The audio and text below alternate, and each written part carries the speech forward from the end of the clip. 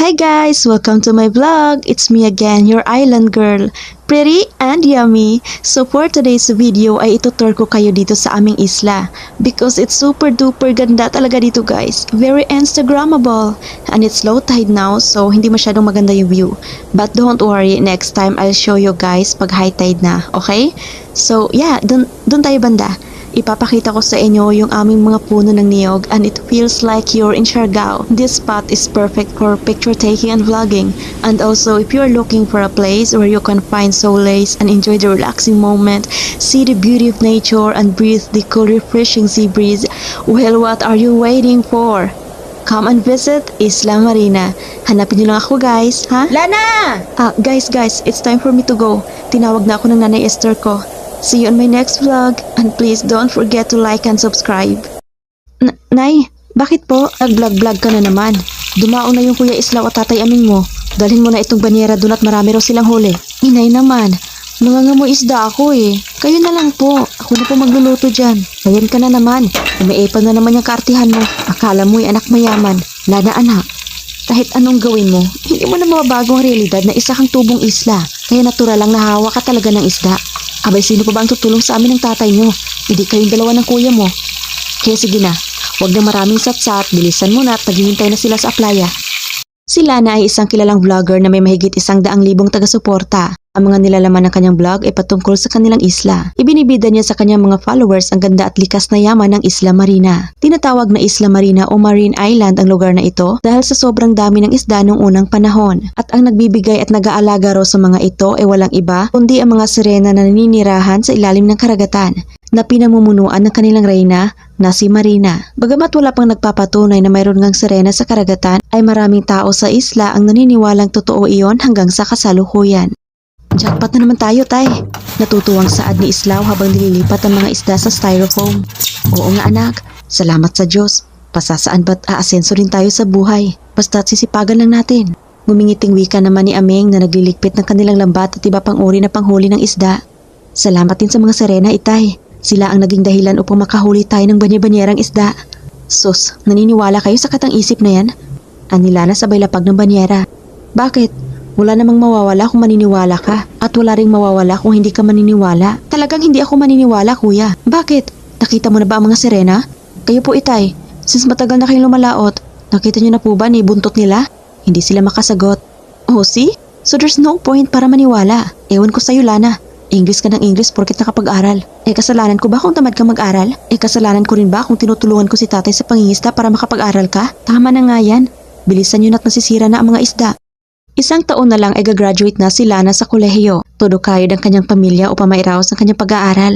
Buti na lang at kasama siya sa mga nabiyayaan ng scholarship program na programa ng kanilang lungsod para sa mga anak ng isang mangingisda. Kaya kahit papaano nakakatulong ang nasabing programa upang maibsan ang kanilang mabigat na pasanin. Kilalang maarte sa kanilang lugar ang dalaga. Gawa nga siguro nung high school pa siya ay tumira na ito sa boarding house.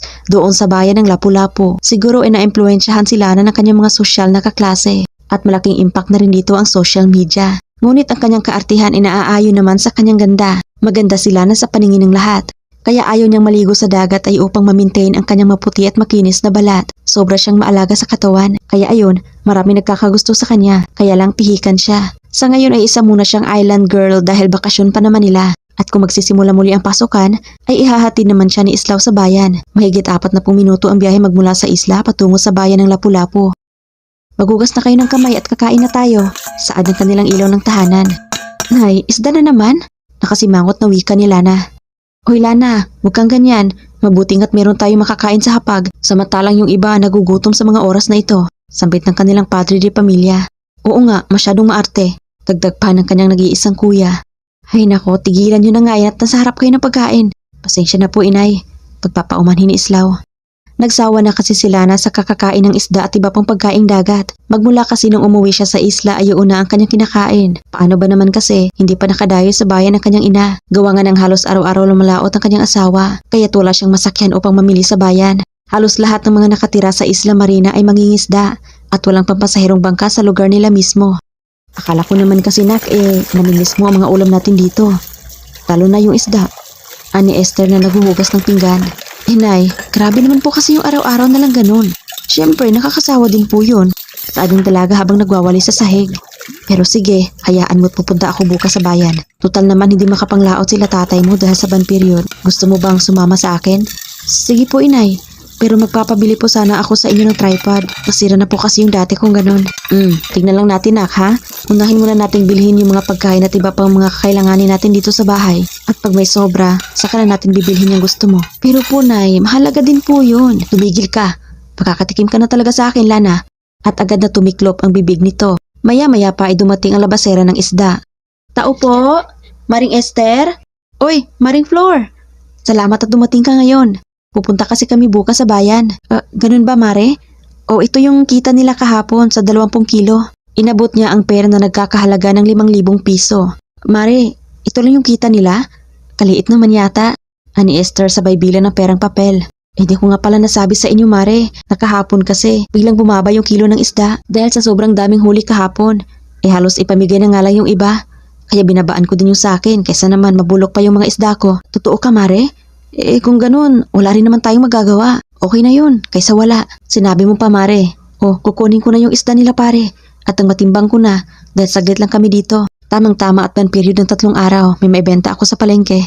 Ngumingising saad nito. Yan, Mare, 2 banyera. Ang tagal naman ni inay. Sumilip si Lana sa labas.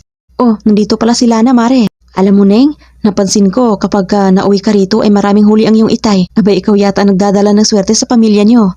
Natutuwang saad ni Flor. Hindi naman po siguro. Tugon ng dalaga. Tsaga-tsaga lang talaga, Maring Flor. Sigurado ka bang isasama mo sila na bukas? Mahinang saad ni Aming habang sila'y nakahiga. Oo, gusto niya eh. At saka, may bibilhin rin daw siya. Esther, alam mo namang, hayaan mo munang mag-enjoy ang anak ko. Humihikbing wika nito. Binakalma naman siya kaagad ng kanyang asawa.